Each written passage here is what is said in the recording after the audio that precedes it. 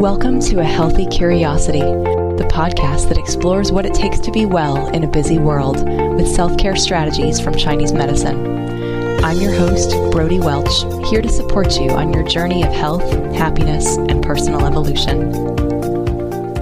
Welcome to today's show.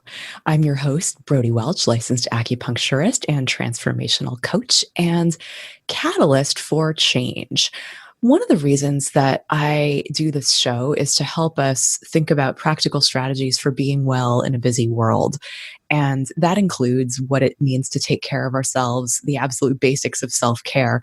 But it also means getting clear on what's most important to us, because otherwise we're overwhelmed by the demands of the world and we're unclear as to where to put our attention. A person who I deeply respect and admire for her ability to hone the attention and help change makers and heart-centered business owners get clear on what it is that we want to do in the world is Michelle Mazur, who is the founder of Communication Rebel. She believes that communication changes the world, and so she helps business owners and speakers rebel against the status quo, one compelling message at a time. She's someone that I worked with in honing my 3-word rebellion, embody self-respect, which if you've heard the show before, you've heard me invoke this as the idea that kind of what is the big umbrella under which I am trying to work, and what change do I want to make in the world is that I want to see women everywhere embody the kind of self-respect that we profess to have through our daily actions and how we treat ourselves. Michelle Mazur, welcome to A Healthy Curiosity. Thanks so much for joining me today. Oh, thank you so much for having me, Brody. I'm happy to be here. Let's talk about the 3-word rebellion and where it came from, where this concept came from, and why it is the focus of the work that you're doing. Yeah. So the 3-word rebellion is this one-of-a-kind message that encapsulate the change that you want to create in the world. And interestingly, this work came to me at a time when I was completely burned out in my current business. So when I started my business, I was working almost exclusively with speakers. I was working with them on keynote speech development and marketing their speaking and how to get speaking gigs and pitch them and all of that. And at the end of 2017, I just realized oh man, I cannot do this anymore. I can't talk about this anymore. I feel like I could have been replaced by a Google search. And that is never a good feeling, to feel like your work in the world doesn't really matter and Google can replace you. Right. Well, I've heard the expression, right, that people do not need more information, right? Otherwise, Google can solve all your problems. What people need help with is in the transformation. Yes, that's exactly it. And I found my work with my clients really amazing. I enjoyed working with them.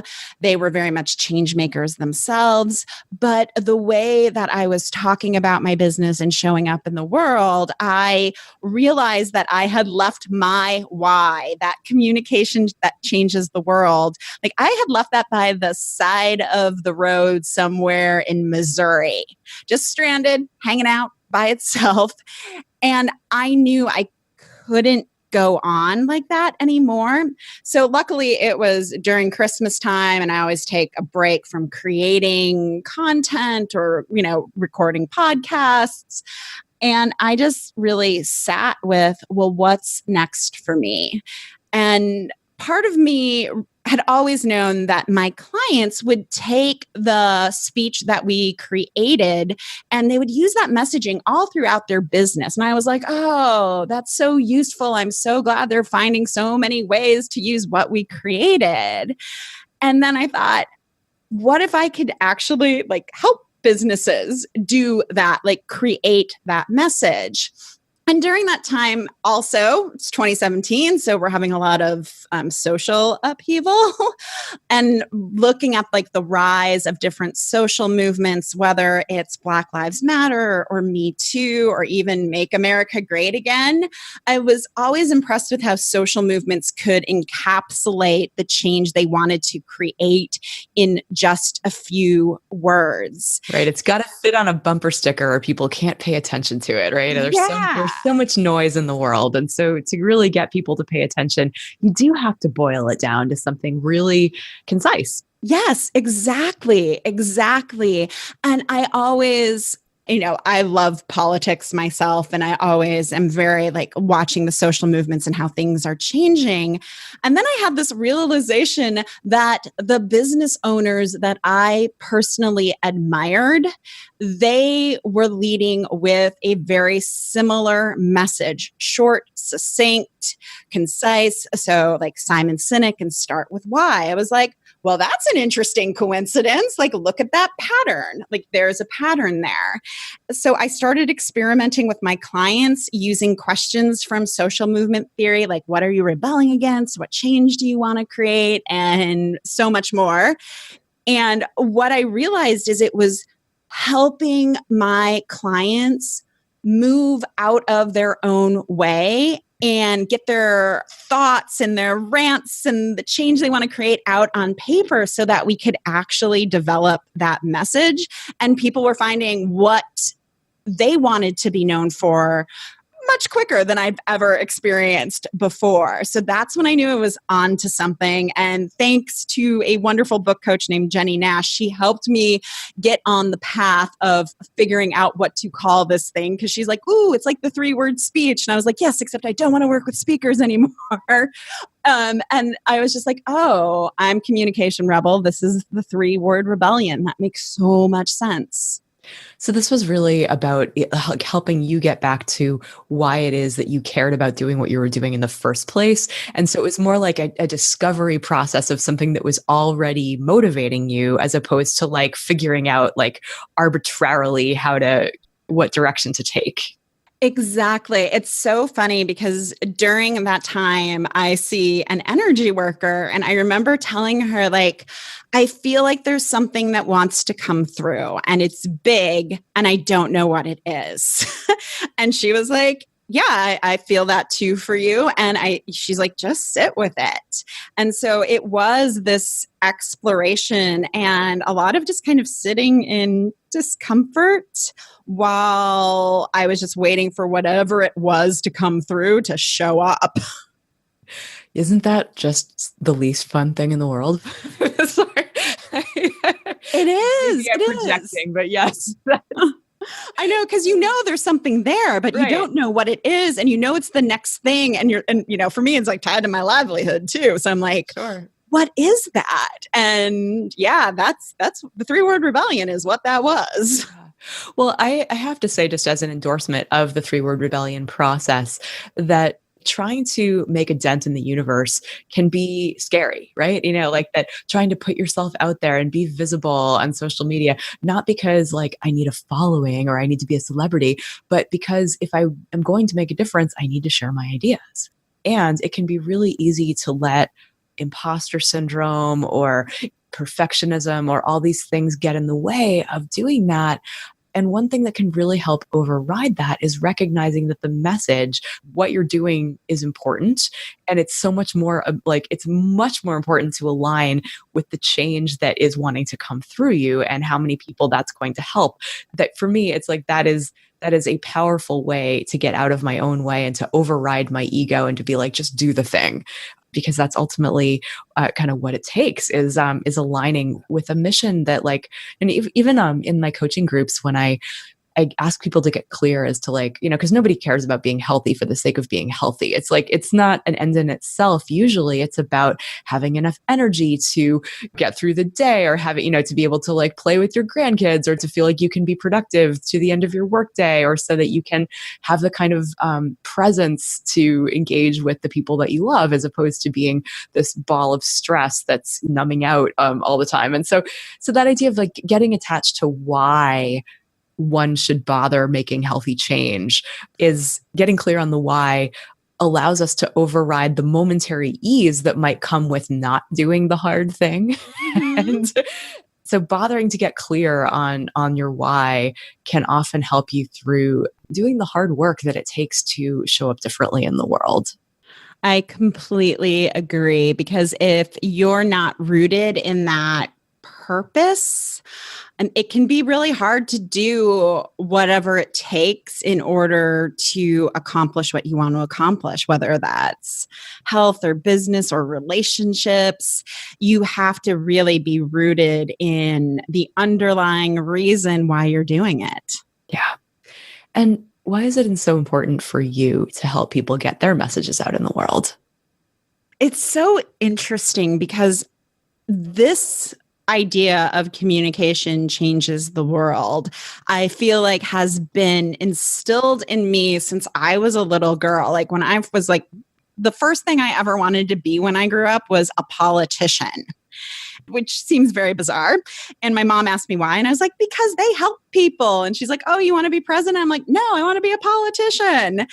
And I realized when I look back on that story, it was because my mom would tell me about like Martin Luther King or John F. Kennedy or Bobby Kennedy and the work they were doing. And in my head, I was associating them being on these big stages, speaking as that was how they were accomplishing change in the world. Yeah, it's a simplistic view, but they were leading with their message. And I always knew, even when I realized that I took a public speaking class and sucked at it, that I had to master that skill because I feel like I'm the conduit to help other people create change in the world. Like I'm kind of the person behind the person, helping them do the good work they want to accomplish in the world. And I think that you do. I mean, just the fact that that you've helped me and you've been certainly, I know that you've worked with many others in helping them get clear. And a lot of those people I'm familiar with because of the shared kind of entrepreneurial community that we're both a part of.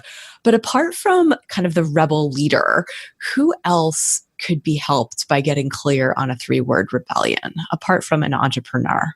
Yeah, apart from an entrepreneur, I mean, I think it can be for anyone who wants to lead some sort of change because the 3-word rebellion can really serve as that mantra, that reminder of the change you want to create. So let's say you're an employee in an organization and you see that the organization could be running better. Maybe you need a 3-word rebellion to help you create that change in the organizational culture.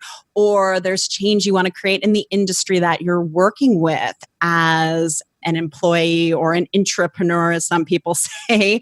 That 3-word rebellion can give you the focus to make that change, but also to talk about it with other people. Because the thing is, if we want to create any change in our lives, we need people to support us and even personal change. I've had some people comment to me about how they've done the 3-word rebellion process just for themselves and the change they want to create in the world. And that gives them that focus. And it also gives them a way to talk about what they're doing for themselves. If you've got a healthy curiosity, you want to know how you can be doing right by your body and how to live a more mindful, streamlined life in accordance with your values. While I love that you tune into the show every week, are you taking action? If not, why not? Here are the top 3 roadblocks that could be holding you back. 1, thinking that knowing is doing. They're different things. Knowing the properties of herbs is different than actually taking them. Knowing how to change a habit is different than actually changing up your routine. Knowing is the first step, but the 2nd, 3rd, 4th, and 100th steps involve action. Number 2, thinking that because you're smart and used to being successful, that you need to do it all yourself. This one dogged me for years as an independent-minded overachiever. That is, until I realized that 1, I can't see my own blind spots, and 2, I don't know what I don't know. Now, I'd much rather work with a guide who can point out the shortcut for the path I want to travel rather than get lost in the woods alone. Not only is it way easier, but I'm more likely to show up for myself if I've told my coach or my mastermind partners what I'm trying to do. Reason number 3, thinking that you don't have the money. What we spend money on is a reflection of what we're prioritizing. Maybe it's time to prioritize you. I'm opening up my calendar for a handful of one-on-one coaching clients. I've helped thousands of women break up with stress, optimize their habits, mood, hormones, weight, and vitality with integrative body-mind tools from Chinese medicine, yoga, neuroscience, coaching, and ancient wisdom. Just as importantly, I pour my heart into each of my clients, and you will feel that love in every single interaction. If you're ready to feel more calm and confident in your own skin, start feeling younger every year, feeling like you're at the center of your own life rather than just getting through it, and feel loved and supported in the process, head over to the Work With Me page at brodywelch.com and apply to work with me one-on-one. That's Brody with an IE and Welch with a CH. Now back to the show. That can be really powerful to have a rallying cry for yourself and for what's trying to move through you and who are you becoming next in this next phase of your life. And that being able to anchor yourself, like having an anchor statement or a personal mantra and figuring out kind of like what that should be. It does require some introspection and then some sort of crystallizing around kind of like what the words actually are. How do we get started in this process? Yeah, so the process itself is a free writing process. So I give people prompts, and they are prompts that you can use right now. And those are, what change do you want to, well, let me start with what are you rebelling against? And what change do you want to create? They're kind of the yin and yang, right? Because in social movements, if you think about it, you have to be clear on what you want to change in the status quo. Like, what exactly are you rebelling against? And for a lot of people are like, oh my gosh, so many things I'm rebelling against, which is an amazing place to start. So getting all of that out on paper, but not really overthinking it, because it's not like, oh, how am I going to change the system? That is not what we're asking here. And then the second part of that is really focusing in and brainstorming and brain dumping around what change do you want to create in the world? Because you have to be focused on the what if and not how am I going to do this. But we also know from social movements, if they don't know the change that they're creating, that social movement ends up dying. And we saw that with the Occupy Wall Street movement. We all knew, like, oh, we are rebelling against the 1% holding so much of the wealth. But what were they going to replace that system with? They had no idea, and they had no central leadership to actually figure it out. And nature abhors a vacuum, so you just can't. Right. It's not about not this. You have to put something else forth to replace it with, or even an incremental step of what you have to have a vision. Yes. Yeah. So it allows you to articulate that vision without having to fully know how you're going to get there, because it's not about the how, it's just about the what if. And that's, I think, really important to remember for all goals, is that there is this magic in big thinking, in having this over, having a dream. What is it that you would ideally want for your life, for the world, if you could have it all and wave your magic wand? And then it's about strategizing on how to get there. But the not knowing how, or not knowing exactly what steps to take, should not be an impediment to the dreaming big. Otherwise, it's there is, I don't know. It's the build your castles in the sky, but then build your staircase to up to exactly them. That idea. This is really important work as far as we've talked about, getting clear, stepping into a vision. What if someone doesn't feel like they're rebelling against anything? Are there other ways into discovering how we can crystallize a message? It's interesting, because people who tell me that, oh, I'm not rebelling against anything, I just want to change something in this way. It's in order to create, we must destroy. That is just how it works. Two systems cannot compete at the same time, right? You can't say, I want to get big and strong, but never go to the gym. like just keep on sitting on the couch. So you actually, even if you don't feel like you are a rebel, if there is a change that you want to make, that means there is a dissatisfaction with the current system or the status quo, whether that's your personal status quo or a bigger societal one. So I think anyone who is a change maker is on some level rebelling. And I think it's hard for people to claim that because we were taught to like blend in, not make any noise, take up as little space as possible, right? Yeah. Especially as women, right? Like that Yeah. basically like play nice, don't make waves that, Mhm. or it's risky to stand out and really all of that is diminishing. Yes, yes. And so when I hear that from people, well, I'm not really a rebel, but this is like how I want to help people and how I want to change the system. I'm all like, well, no, you are a rebel and you're not fully claiming your power because when we say that's wrong and it needs to change, that means we are making waves. We are taking up space. We are stepping into leadership. So we could be thinking about the kinds of things that we are complaining about, right? I feel like anytime we're complaining or venting, it's a disempowered expression of frustration. Mm-hmm. But we could reorient that to being like, okay, well, if this is the problem, how can I phrase my solution or my alternative?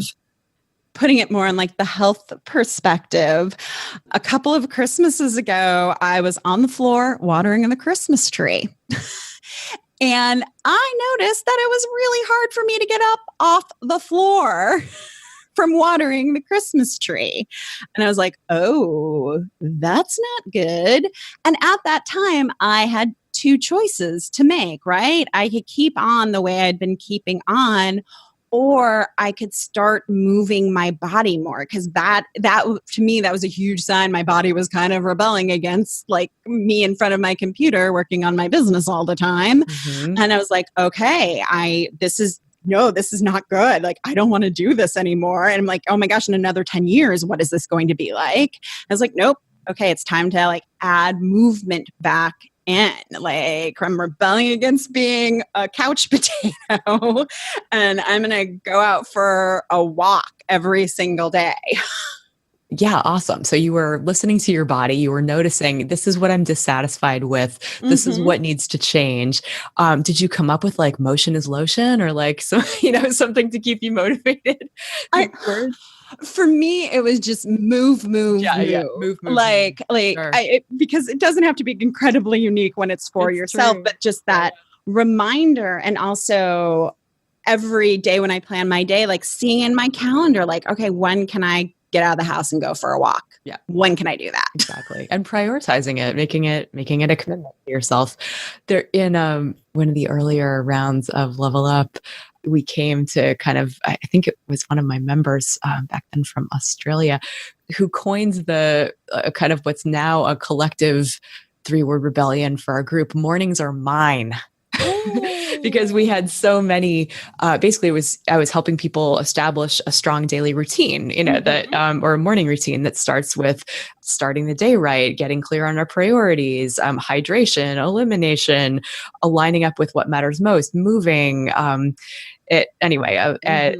of that. And so, and that was kind of what helped her stay on track and not fall prey to the demands of her family that needed her. And so Mornings Are Mine is now one of my favorite within Level Up, and within my coaching world. Another little three-word rebellion. Oh, yes. I love it. So if people are interested in learning more about what you do, where would you suggest they go? Well, if they're interested in learning more about the three-word rebellion, it is now a book, which is super exciting.